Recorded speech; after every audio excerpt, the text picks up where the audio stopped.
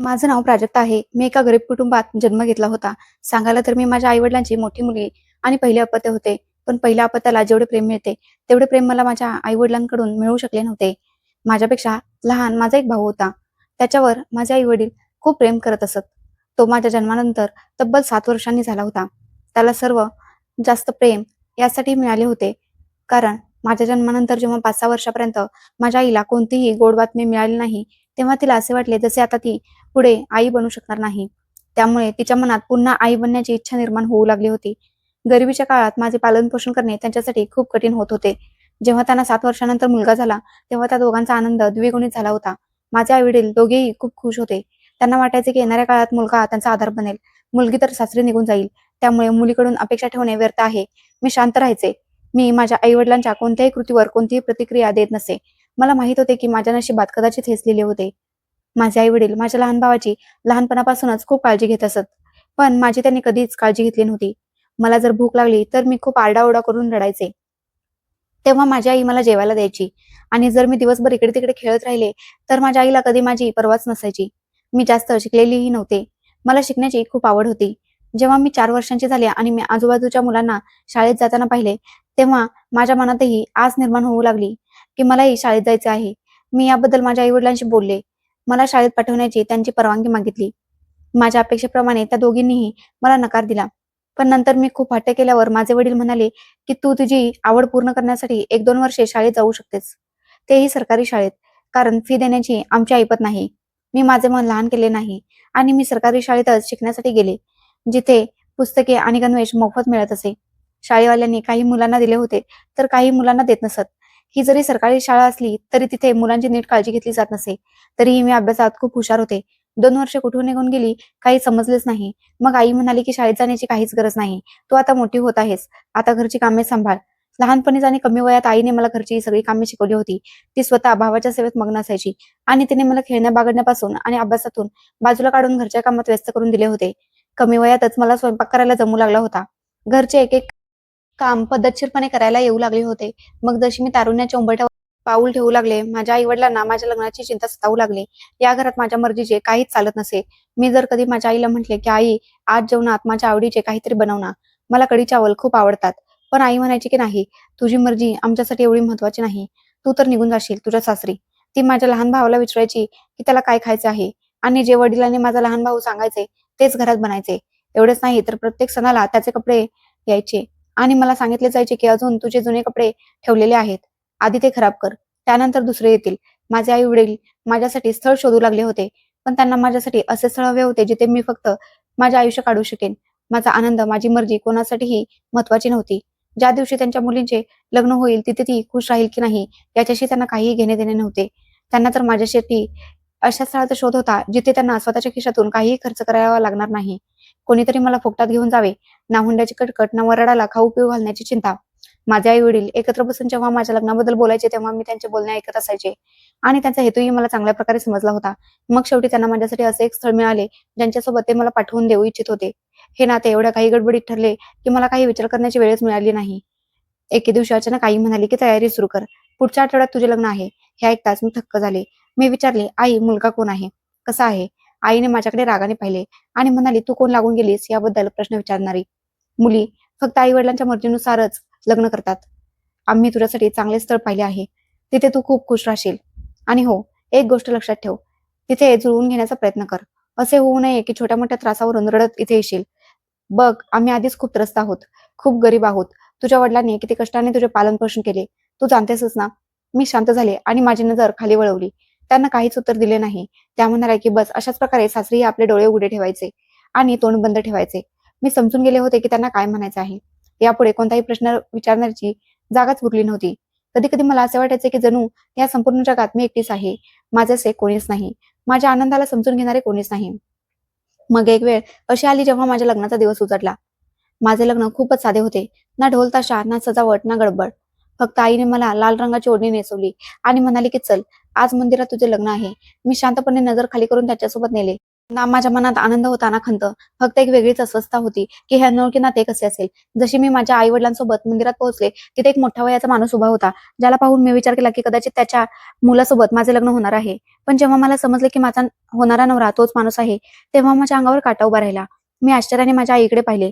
माझ्या डोळ्यात पाणी होते. आई समजून गेली होती की मी तिला काय प्रश्न विचारणार आहे. तिने माझ्या डोक्यावर हात ठेवला आणि म्हणाली, "मुली, हे खूप चांगले माणूस आहेत. खात्यापित्या घरचे आहेत.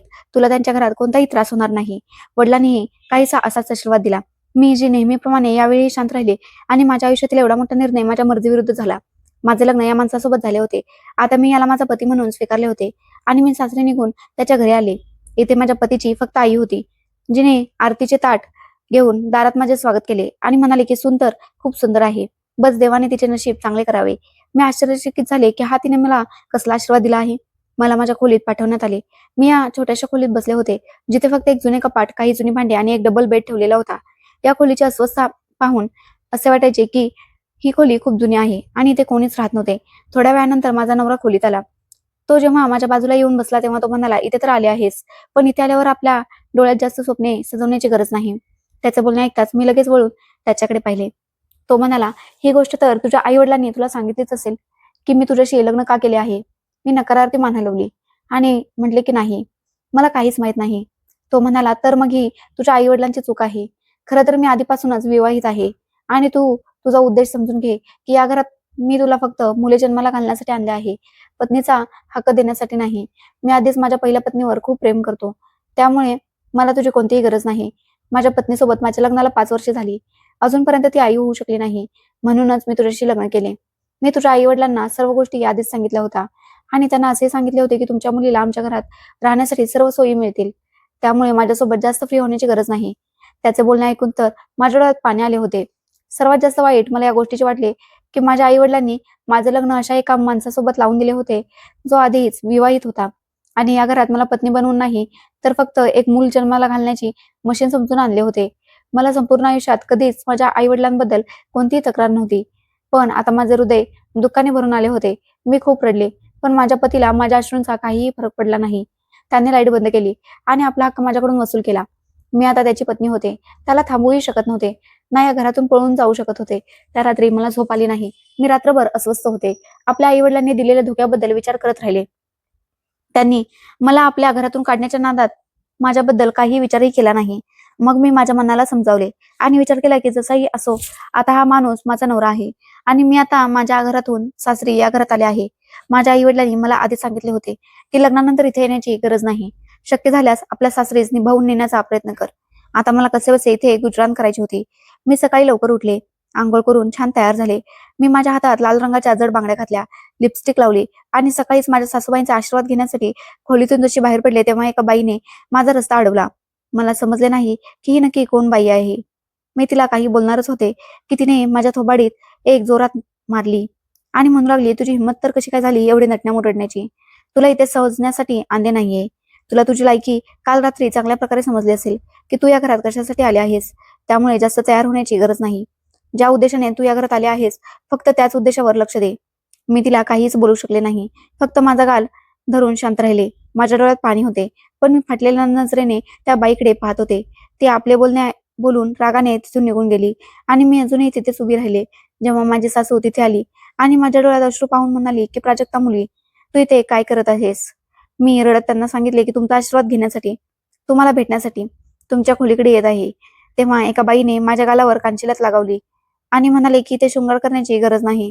त्याने एक दुःखी चेहरा केला आणि म्हणाल्या, "अच्छा, तर तुझा सामना समीक्षाशी झाला." मी आश्चर्याने म्हटले, "समीक्षा कोण? कोण समीक्षा?" त्या म्हणाल्या, "बेटा, ही तुझी सवत आहे, जिने तुझ्या थोबाडीत मारले आहे. खरं तर या दोघांच्या लग्नाला बराच काळ तुटला आहे. माझी सून आई होऊ शकत नाही. माझा मुलगा तिच्यावर खूप प्रेम करतो, म्हणून त्याने आपल्या पत्नीला न सांगता तुझ्याशी लग्न केले. काल रात्रीच तिला समजले की तो दुसरे लग्न करून आला आहे. या गोष्टीमुळे ती खूप भडकलेली होती आणि तिने तिचा राग तुझ्यावर काढला. माझ्या मुलाने अपत्याच्या लालसेपोटी हे सर्व काही केले. त्याची पत्नी त्याच्या दुसऱ्या लग्नासाठी अजिबात तयार नव्हती आणि माझ्या मुलाला कोणत्याही परिस्थितीत वडील व्हायचे होते." मी म्हटले, "माझे तर काय, जेव्हा या लोकांना त्यांचे अपत्य मिळेल तेव्हा माझे पती मला सोडून देतील का?" त्या म्हणाल्या, "नाही मुली, माझा मुलगा एवढाही वाईट नाही. मला माहित आहे की त्याने अपत्याच्या लालसेपोटी हे पाऊल उचलले, पण त्याने तुझ्या आई-वडिलांवर कोणतीही बळजबरी केली नाही. तुझ्या आई-वडिलांनी स्वतः माझ्या मुलाशी तुझ्या लग्नाची चर्चा केली होती आणि म्हटले होते की आमच्या मुलीशी लग्न कर, तिला तुझ्या घरात जागा दे, ती तुला वडील बनवेल.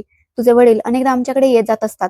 सासूबाईंचे बोलणे ऐकून मला खूप वाईट वाटले, पण तरीही मी माझ्या मनाची समजूत काढली आणि विचार केले की आता मला इथेच राहायचे आहे, तर इथल्या वातावरणानुसारच स्वतःला जुळवून घ्यावे लागेल. आज माझ्या लग्नाची पहिली सकाळ होती. मी विचार केला की माझ्या पतीचे मन जिंकले पाहिजे. ते माझ्यावर नाराज राहता कामा नयेत. जर ते मला इथे मूल जन्माला घालण्यासाठी घेऊन आले असतील, तर मी त्यांची इच्छा पूर्ण करण्यासाठी तयार आहे. पण मला हे नको होते की ते माझ्यावर नाराज राहावेत आणि मी कोणत्याही किमतीवर माझ्या पतीला माझ्यावर नाराज करू इच्छित नव्हते.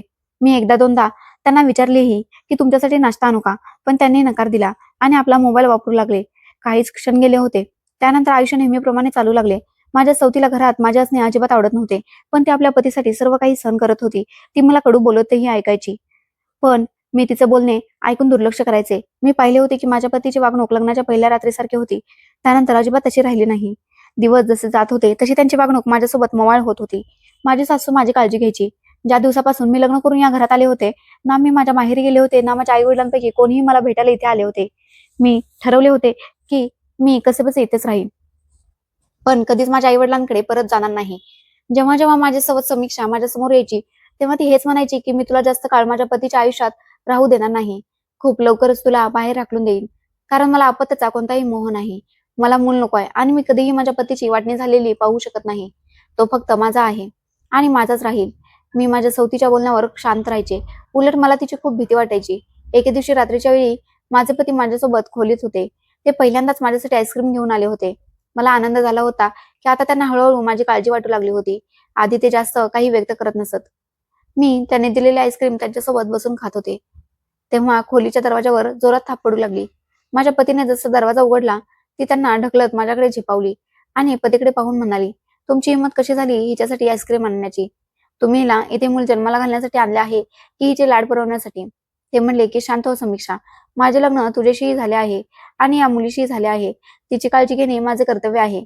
पतीच्या बोलण्यावर ती शांत झाली होती. जेव्हा सर्व काही शांत झाले, तेव्हा माझे पती खोलीतून निघून गेले. पण समीक्षा माझ्याकडे आली आणि म्हणाली की तू चांगले केले नाहीस. माझ्या पतीशी लग्न करून तू माझा हक्क मारत आहेस. माझा पती जो कालपर्यंत माझा होता, आता तुझा वेडा होऊ लागला आहे. तुला हे सगळं खूप महागात पडेल. ती मला धमकी देऊ लागली होती आणि मी जे आईस्क्रीम मिळाल्यामुळे खुश होते, आता माझा सर्व आनंद नाहीसा झाला होता आणि माझ्या डोळ्यात पाणी आले होते. त्या दिवसानंतर मला एक वेगळीच घबराट होऊ लागली होती. असे वाटायचे की जणू माझ्यासोबत काहीतरी वाईट होणार आहे. वारंवार माझ्या डोक्यात समीक्षेची धमकी घुमत होती. या घरात शांतता नव्हती. एक विचित्र अस्वस्थता. मी अनेकदा हिंमत करून माझ्या आईशी बोलण्याचा प्रयत्न केला. जरी त्यांनी माझ्यासोबत हे सर्व काही केले असले, तरी शेवटी ती माझी आईच होती आणि मला त्या लोकांची आठवण येत होती. पण मी हा विचार करून थांबायचे की जशी मला त्यांची आठवण येत आहे, तशीच त्यांना माझी आठवण का नाही आली? माझ्या मनाची अवस्था ऐकणारे कोणीही नव्हते. एके दिवशी मी घरातील सर्व कामे आटपून माझ्या खोलीत बसले होते. तेव्हा अचानकच माझ्या खोलीचा दरवाजा उघडला. मी आश्चर्याने दरवाजाकडे पाहिले. तेव्हा मी माझ्या जागेवरच थक्क झाले. मी घाबरून माझ्या जागेवरच उभी राहिले. कारण समोर माझी सवत आणि तिच्यासोबत 2 अनोळखी पुरुष होते. रात्रीच्या यावेळी माझ्या खोलीत त्यांचे काय काम होते? ती माझ्याकडे पाहत म्हणाली, "जर आरडाओरडा केलास तर तुला खूप महागात पडेल आणि जर शांतपणे सर्व काही सहन करशील तर तुला त्रासही होणार नाही." माझी सवत म्हणाली, की "जर तू आवाज करण्याचा प्रयत्न केलास तर जो तुला त्रास होईल त्याला तू स्वतः जबाबदार असशील." हे म्हणताच तिने त्या 2 माणसांना इशारा केला. ते 2 नराधम माझ्याकडे वळले. मी ओरडून माझ्या जागेवरून उभी राहिली. मी ओरडून समीक्षाला म्हटले, की "तुझे डोके खराब झाले आहे का? हे तू काय करत आहेस?" त्या दोघांनी मला पकडले. मी त्यांच्याकडे ओरडून सांगत होते, की "सोडा मला." ते दोघेही मुखवटा घातलेले पुरुष होते आणि मला आपल्यासोबत फरफटत घेऊन चालले होते. मी रडत होते, ओरडत होते, की "मला कुठे घेऊन चालला आहात? सोडा मला." त्यांच्यापैकी कोणीही माझं ऐकायला तयार नव्हते. त्यातील एक म्हणाला, की "जास्त आरडाओरडा करण्याची गरज नाही. चांगले होईल की तू आमचे म्हणणे ऐक, नाहीतर नुकसान सोसावे लागेल." हे म्हणताच तो मला फरफटत ओढत आणि माझ्या तोंडावर हात ठेवून दरवाजाच्या बाहेर घेऊन जात होता. तेवढ्यात दरवाजावर माझे पती आले. त्यांना पाहून मी सुटकेचा निश्वास सोडला. त्यांना पाहताच असे वाटले की जणू माझ्या शरीरात कोणीतरी प्राण फुंकले आहे. आत येताच तेही काही क्षणांसाठी थबकले आणि मग अचानक त्यांनी आपल्या पत्नीचे केस पकडून तिच्या थोबाडीत एक जोरात मारली आणि म्हणाले, "तू कुठे घेऊन चालली आहेस हिला?" हे तर नशीब चांगले आहे की आईने मला फोन करून सांगितले की तू घरात 2 माणसांना बोलावले आहे. मला तर ही गोष्ट खूप चांगल्या प्रकारे माहीत आहे की तुला प्राजक्ता अजिबात आवडत नाही. पण जेव्हा मला समजले की तू 2 माणसांना आत बोलावले आहे आणि तू त्यांना घेऊन प्राजक्ताच्या खोलीत गेले आहेस, तेव्हा ना जाणे का मला काहीतरी संशय आला. त्यामुळे मी लगेच तिथे पोहोचलो. ते 2 माणसे कोण होते आणि ते मला बळजबरीने कुठे घेऊन चालले होते, हे कोणालाच माहीत नव्हते. समीक्षा शांत उभी राहून रडत होती. हे दोन मुलगेही पळून जाण्याचा प्रयत्न करत होते. पण घरात असलेल्या माझ्या सासूने माझा आरडाओरडा ऐकून आधीच पोलिसांना बोलावले होते.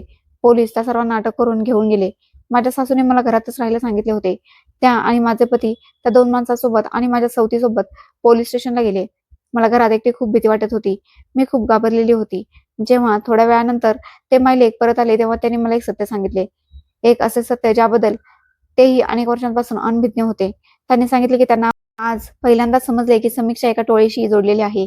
ती एक अशी टोळी आहे जी लोकांच्या शरीरातील अंतर्गत अवयव काढून त्याची तस्करी करते. ही गोष्ट ऐकताच माझ्या पायाखालची जमीनच सरकली आणि ते लोकही मलाही सोबत यासाठीच घेऊन जात होते. खरं तर ज्या दिवसापासून माझ्या पतीने आपल्या पहिल्या पत्नीच्या मर्जीविरुद्ध जाऊन दुसरे लग्न केले होते, तेव्हापासूनच तिला ही गोष्ट अजिबात आवडली नव्हती. तिला वाटले की आता तिचा पती बदलेल, माझ्यावर प्रेम करू लागेल, म्हणून तिने मला घरातून उचलून नेण्याचा निर्णय घेतला. तिला वाटले की सासू औषध खाऊन झोपले आहे, पती घराबाहेर गेला आहे, त्यामुळे तिच्यासाठी हे सर्व सोपे असेल. पण तिला माहित नव्हते की आज माझ्या सासूने औषध खाल्लेच नव्हते. उलट त्यांचे औषध तर संपले होते. अनेकदा त्या दुपारी झोपेचे औषध खाऊन 4 तासांसाठी झोपून जायच्या.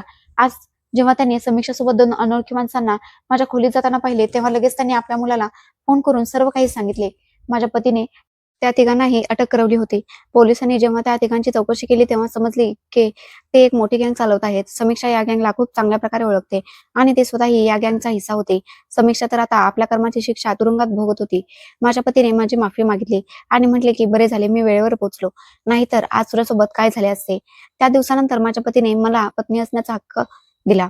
आता मी या घरात शांततेने नांदू लागले होते आणि देवाने आम्हाला काही काळानंतरच अपत्याचे सुखही दिले. जसे माझे 9 महिने पूर्ण झाले, मी एका मुलाला जन्म दिला. माझ्या पतीची इच्छा पूर्ण झाली होती. मी माझे पती, मुलगा आणि सासूसोबत खूप खुश होते.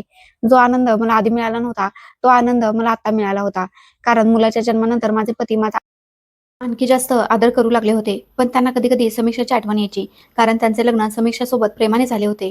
पण जेव्हा त्यांचे लक्ष तिच्या कृत्यांवर जायचे तेव्हा ते म्हणायचे की बरे झाले ती इथून निघून गेली आणि ते तिला आपल्या मनातून काढण्याचा पुरेपूर प्रयत्न करायचे. वेळ जात राहिला आणि मी एका मुलीलाही जन्म दिला. आता माझ्याकडे एक मुलगा आणि एक मुलगी होती. माझे पती म्हणायचे की मी तुझे खूप खूप आभारी आहे. तू मला बाप होण्याचे सुख दिलेस. मी खूप नशीबवान आहे ज्याने तुला आपल्या आयुष्यात सामील करून घेतले. याच दरम्यान माझ्या सासूचे निधन झाले. त्यांच्या निधनामुळे मला खूप दुःख झाले होते. कारण त्यांनी माझा नेहमी आदर केला होता. पण नेहमी प्रेम दिले होते. मला एका आईसारखे प्रेम केले होते. कदाचित चांगले लोक जगातून लवकरच निघून जातात. त्यामुळे त्याही लवकर या जगातून निघून गेल्या. मी आणि माझ्या पतीने मिळून आपल्या मुलांचे पालनपोषण केले. माझी मुले आता बऱ्यापैकी मोठी आणि हुशार झाली होती.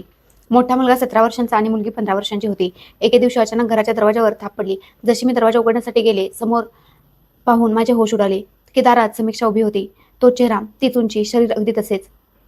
आज एवढ्या वर्षानंतर तिला स्वतःच्या डोळ्यासमोर पाहून मी घाबरले. जेव्हा माझे पती दारात आले तेव्हा त्यांनी तिला कडक शब्दात विचारले की तू इथे का आली आहेस आणि पोलिसांनी तुला कसे काय सोडले. तिने हात जोडून रडत म्हटले की मला माफ करा. मी तुमच्याकडे माझ्या चुकीची माफी मागण्यासाठी आले आहे. मी जे केले ते मी जाणते आणि ते सर्व काही चुकीचे होते. पण मला माझ्या कर्माची शिक्षा मिळाली. माझ्या भावाने मला जामिनावर गेल्या 6 महिन्यांपूर्वी सोडवले. पण कोणीही मला आपल्यासोबत ठेवायला तयार नाही. मी तुमच्यापुढे हात जोडून विनंती करते की मला तुमच्या घरात जागा द्या. यापुढे अशी कोणतीही चूक करणार नाही. बस मला तुमच्या घरात जागा हवी आहे आणि 2 वेळचे जेवण. मी या घरात मोलकरीण बनून राहीन. मला तिची दया आली आणि मी माझ्या पतीला म्हटले की ती खूप लाजरवाणी होत आहे. तिला माफ करून द्या. जरी माझे पती तिला स्वीकारण्यासाठी किंवा सहज माफ करण्यासाठी तयार नव्हते. माझ्याचमुळे ती घरात आली. माझे पती तिच्याशी बोलत नसत. पण तिने आम्हा घरातील सर्वांचीच मने जिंकून घेतली होती. ती खूप बदलल्यासारखी वाटायची. ती घरातील सगळी कामे करायची. तिचे वय माझ्यापेक्षा जास्त होते. ती माझ्या मुलांवर खूप प्रेम करायची. पण कधी-कधी मला तिचे वागणे खूप विचित्र वाटायचे. मी माझ्या मुलांना ज्या कामापासून रोखायचे, ती स्वतः माझ्या मुलांना ती कामे करण्याची परवानगी द्यायची आणि माझी मुले माझ्यापासून दूर जाऊन तिच्यासोबत जास्त जोडली गेली होती. जशी आता माझी मुलगी तारुण्यात पाऊल ठेवत होती. मी तिला मनाई केली होती की तू मोबाईलचा वापर करू नकोस. पण समीक्षा तिला गुपचूप मोबाईल चालवण्याची द्यायची. माझा मुलगा खूप उधळपट्टी करू लागला होता. मी त्याला फक्त गरजेपुरतेच पैसे द्यायचे. पण समीक्षा गुपचूप तो जेवढे पैसे मागायचा तेवढे पैसे त्याला द्यायची. हे सर्व काही मला खूप विचित्र वाटत होते. मी विचार करत होते की याबद्दल माझ्या पतीशी बोलावे. पण अनेक दिवसांपासून त्यांची तब्येत काही ठीक नव्हती. माझी मुले आता आम्हा दोघा पती-पत्नीवरून लक्ष काढून समीक्षाकडे वळली होती. मी पाहिले होते की समीक्षा माझ्या मुलांवर खूप प्रेम करत होती आणि त्यांना म्हणायची की मीही तुमची आई आहे. जरी मी तुम्हाला जन्म दिला नसला तरी तुमच्या बाबांची पहिली पत्नी तर आहे ना.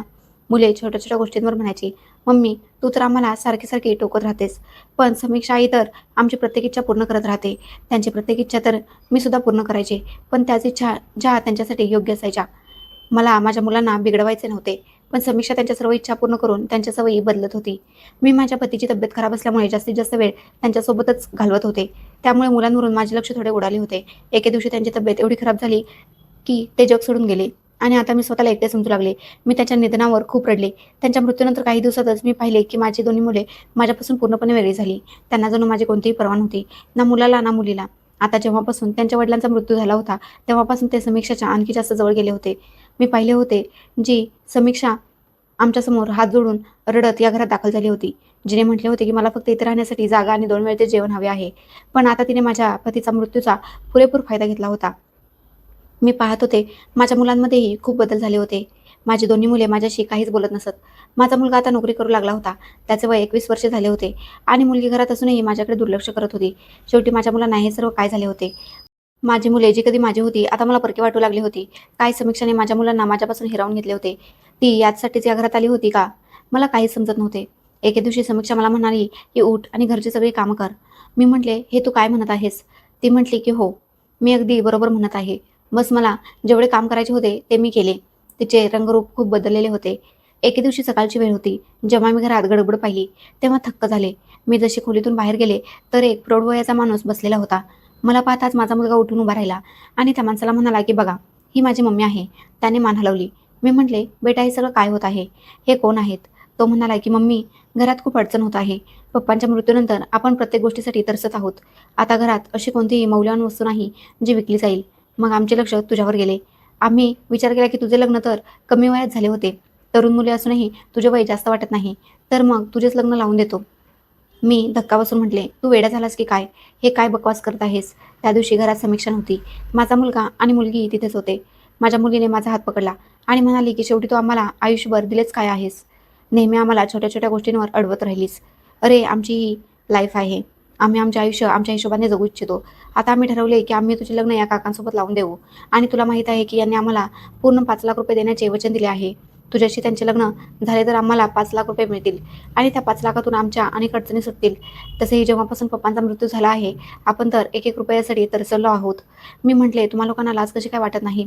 स्वतःच्या आईला 5 लाखांसाठी विकत आहात. ते म्हणाले की काहीच हरकत नाही. जसे पप्पा गेले तसेच आम्ही आताही सबुरी ठेवू. तसेच आमची काळजी घेण्यासाठी समीक्षा आई आहे. मला आज माझ्या मुलांची लाज वाटत होती की हे दिवस पाहण्यासाठी मी त्यांना जन्म दिला होता का? यांच्यात आणि माझ्या आईवडिलांमध्ये कदाचित काहीच फरक उरला नव्हता. प्रत्येक वेळी माझ्या स्वतःच्या लोकांनीच मला धोका दिला होता. प्रत्येक वेळी माझी कुचंबना केली होती. एक वेळ अशी होती जेव्हा माझ्या आईवडिलांनी माझ्या पतीशी माझे लग्न स्वतःच्या फायद्यासाठी लावले होते आणि आता ही वेळ आली की माझे मुले या प्रौढ वयाच्या माणसाशी माझे लग्न स्वतःच्या फायद्यासाठी लावत आहेत. मी फक्त संपूर्ण आयुष्य इतरांच्या फायद्याचे साधन बनवूनच राहणार का? मी खूप रडत होते. पण माझ्या मुलांनी माझे काही ऐकले नाही. माझ्या स्वतःच्या मुलांनी माझे लग्न बळजबरीने या माणसासोबत लावून दिले आणि हा माणूस मला स्वतःसोबत त्याच्या घरी घेऊन गेला. जशी मी त्याच्या घरी पोहोचले, हे पाहून माझे डोळे विस्फारले की हे घर त्याचे नव्हते. तर खूप मोठा बंगला होता. चकचकीत गाड्या उभ्या होत्या. हा माणूस एवढा श्रीमंत होता. त्याने मला म्हटले की तुला परेशान होण्याची गरज नाही. माझी पहिली पत्नी तर अनेक वर्षांपूर्वी मरण पावली. देवाने कोणतेही अपत्य दिले नाही. मी तुझ्याशी लग्न फक्त यासाठी केले आहे, जेणेकरून माझे म्हातारपण सुखात जावे. तू माझी सेवा करू शकशील, माझ्यासोबत राहू शकशील.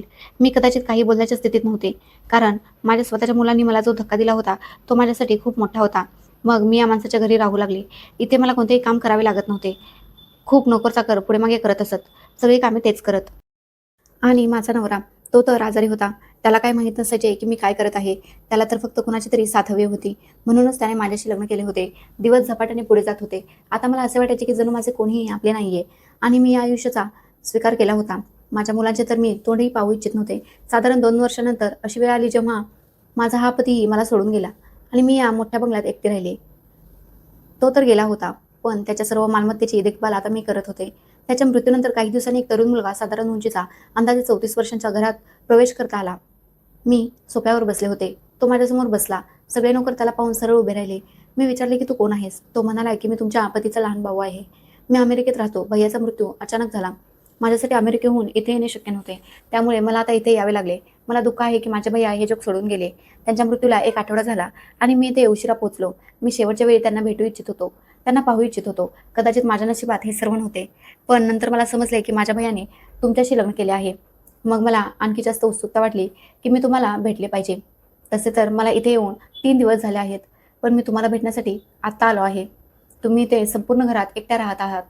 माझ्या भैयाची सर्व मालमत्ताही तुमची झाली. तो बोलत राहिला, पण मी त्याच्या बोलण्यावर शांत राहिले. मी फक्त त्याचं बोलणं ऐकत होते. मग त्याने पुढची गोष्ट अशी सांगितली जिने माझे होश उडवले. तो म्हणाला की मी तुमच्याशी लग्न करू इच्छितो. हे शब्द ऐकताच मी दचकले. मी म्हटले, लग्न? तो म्हणाला की हो, मी तुम्हाला माझे नाव देऊ इच्छितो. मी मनातल्या मनात विचार करू लागले की हे माझ्यासोबत काय होत आहे. माझ्या आयुष्यात लग्नाचे नाव लग्न नसून एक थट्टा बनून राहिले आहे. हा मुलगा माझ्याशी लग्न करण्यासाठी सांगत आहे, जरी तो वयाने माझ्यापेक्षा खूप लहान होता. मी त्याच्याशी लग्न कसे काय करू शकते? पण नंतर दुसऱ्या बाजूने विचार केला तर असेही वाटत होते की मी त्याच्याशी लग्न करून घ्यावे. तसेही माझ्या मागे पुढे कोणीही नाही आहे माझे बघण्यासाठी. हा तर तरुण आहे, माझी काळजी घेईल, माझा साथीदार बनेल, तर कदाचित मला कुणाची गरज भासणार नाही. मी त्याच्याशी लग्न करू इच्छित तर नव्हते, पण तो खूप हट्ट करू लागला आणि म्हणाले की माझ्या भावाची पत्नी म्हणजेच तुमची जबाबदारी उचलू इच्छितो. मला वाटते की माझ्या भैयाच्या आत्म्याला शांती मिळावी. तुम्ही एकदा होकार द्या. तुमच्याकडे विचार करण्यासाठी पूर्ण 15 दिवसांचा वेळ आहे. पुढच्या महिन्याच्या 7 तारखेला तुमच्याशी लग्न करेन आणि तुमचे उत्तर होकारार्थीच असले पाहिजे, नाहीतर तुमचे खूप मोठे नुकसान होईल. त्याचे हे शेवटचे शब्द मला घाबरवणारे होते. माझे नुकसान होईल. माझे आयुष्य तर सुरुवातीपासूनच नुकसानीत चालले आहे. जिथे सुख येते तिथे आयुष्य वळण घेते. वेळ जात राहिला आणि पुढच्या महिन्याची 7 तारीखही आली. जेव्हा तो मुलगा माझ्याशी लग्न करण्यासाठी आला, मी माझ्या खोलीत बसले होते, तेव्हा नोकर माझ्याकडे आली आणि म्हणाली की मालकीन सर्व तयारी झाली आहे. बस खाली तुमची वाट पाहिली जात आहे. मी स्वतःला आरशात पाहत होते की लहानपणापासून आतापर्यंत माझ्यासोबत किती अपघात झाले आहेत आणि ते मी कसे सहन केले आहेत. या सगळ्या गोष्टींची मला खूप जास्त त्रास होत होता. मी जशी खाली पोहोचले, खाली लग्नाची सर्व तयारी झाली होती. तो मुलगाही आला होता, जो माझा पती बनणार होता. अजून मी त्याच्यासोबत अग्नीच्या समोर बसलेच होते. गुरुजींनी मंत्र सुरू केलेच, पण एवढ्याच वेळात माझी 2 मुलं आणि माझी सवत तिथे आली. माझ्या मुलाने पुढे येऊन म्हटले की मम्मी, तू काय वेडी झाली आहेस का? तू पुन्हा लग्न करायला चालली आहेस? याआधी मी काही बोलेन, तो मुलगा अनिश मध्येच बोलला आणि म्हणाला, का? जेव्हा तुम्ही लोक स्वतःच्या आईचे दुसरे लग्न लावून देऊ शकता, तर मग मी तुमच्या आईचे तिसरे लग्न का करू शकत नाही?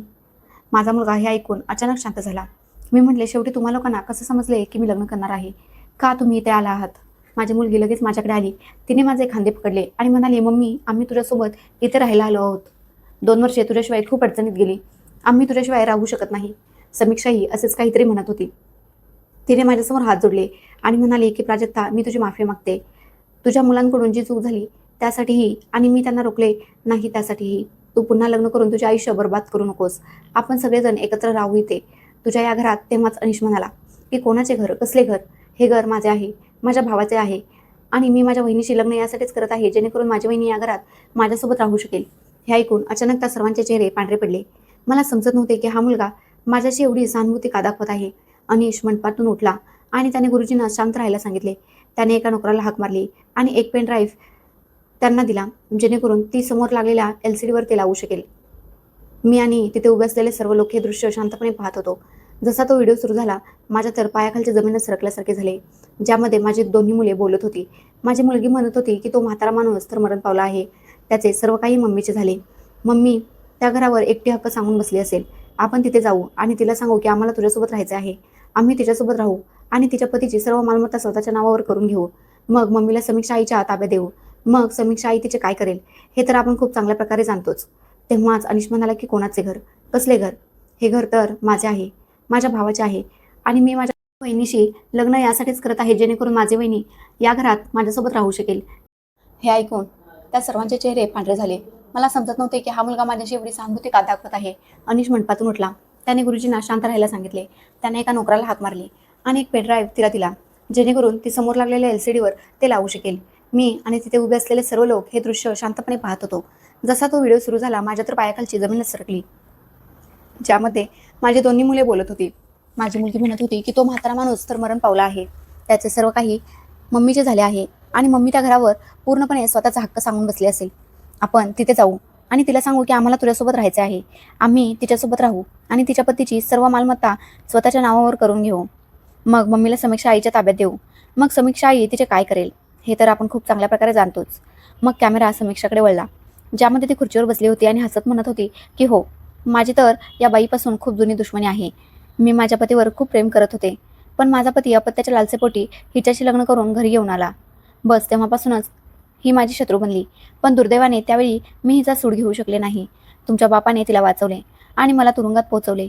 पण तो मला मामूली समजत होता.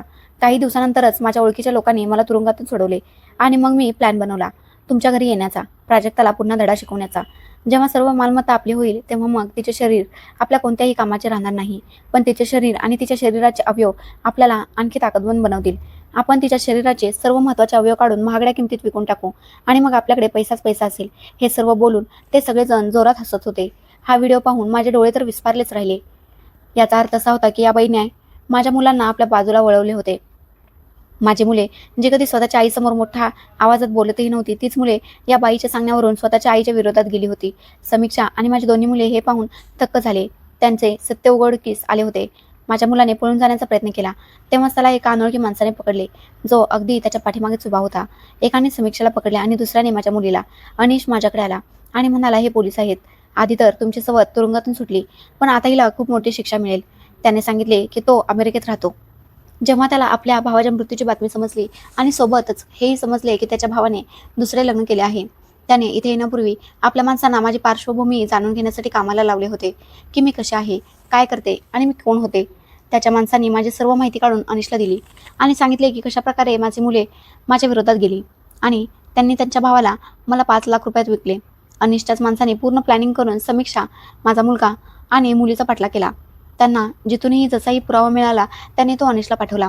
हा एक महत्त्वाचा आणि आवश्यक पुरावा होता, जो अनिश मला दाखवू इच्छित होता आणि त्याला हेही माहीत होते की हे लोक लग्नाची बातमी ऐकून माझे लग्न थांबवण्यासाठी नक्की येतील आणि तेव्हाच या लोकांना रंगेहात पकडले जाईल. हे सर्व ऐकून माझ्या पायाखालची जमीनच सरकली. मी हळूहळू चालत माझ्या सवतीच्या जवळ गेले. मी तिच्या थोबाडीत एक जोरात मारली आणि म्हटले की तुला लाज नाही का वाटली हे सर्व काही करताना? तुला कदाचित देवाने यासाठीच निपुत्रिक ठेवले, कारण तू इतरांची घरे उद्ध्वस्त करण्यात पटाईस आहेस. ती तिथून पळून जाण्याचा प्रयत्न करत होती, पण आता तिचे पळून जाणे शक्य नव्हते. अनिशबद्दलही सर्व सत्य समोर आले की तो आधीपासूनच विवाहित आहे. तो माझ्याशी लग्न करू इच्छित नव्हता. तो तर आपल्या भावाच्या पत्नीला वाचवण्यासाठी आणि सर्व सत्य समोर आणण्यासाठी इथे आला होता. तो एक चांगला प्रामाणिक माणूस होता.